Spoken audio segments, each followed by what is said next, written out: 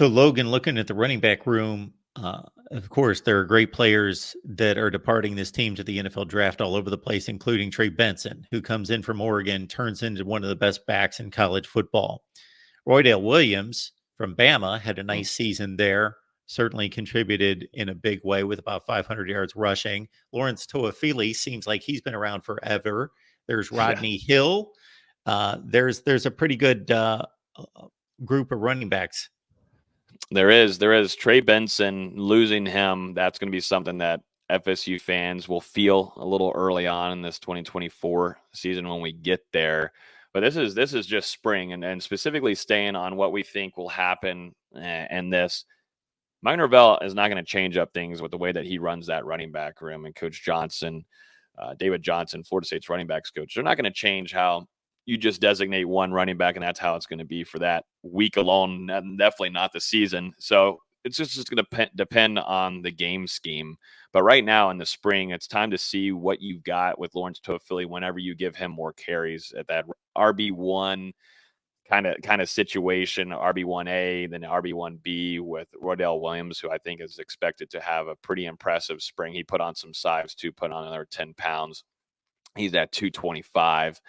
Coach Storm's doing some good work with him and the weight room. Physical back, different kind of build than what you have with Lawrence Toafili. And I think too, Mike Norvell is not going to try to mess up things with LT. I think he knows the attributes that he gets from him with a pass catching kind of ability. There's another running back too. Cam Davis is someone I'm keeping a close eye on of getting some early playing time in his career at FSU.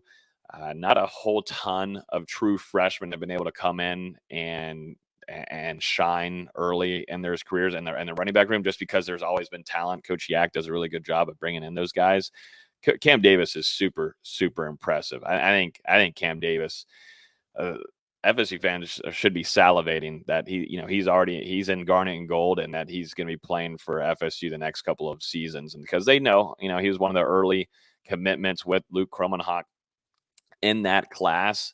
And, he was a pivotal part in building that class as well. But Cam Davis, super, super explosive, kind of an all around back, really intelligent as well. I know Coach Yak is really excited to see more out of him. But this room too had a couple of newcomers. We'll see what they do with Jalen Lucas, Indiana transfer. Early parts hearing so far, he's going to be utilized. He's going to be utilized quite a bit, and that speed is something really impressive, both on the special teams as well.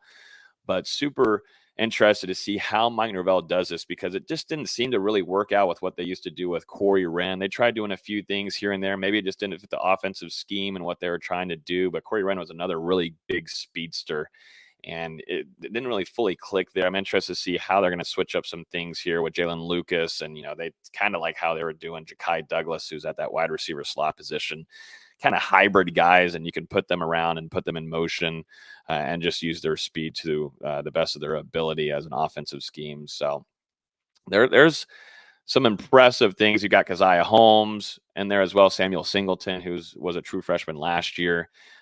Keziah Holmes, really fighting for some playing time here, the former Penn State running back. So got to have a big spring from him as well to jump up in those in that depth chart.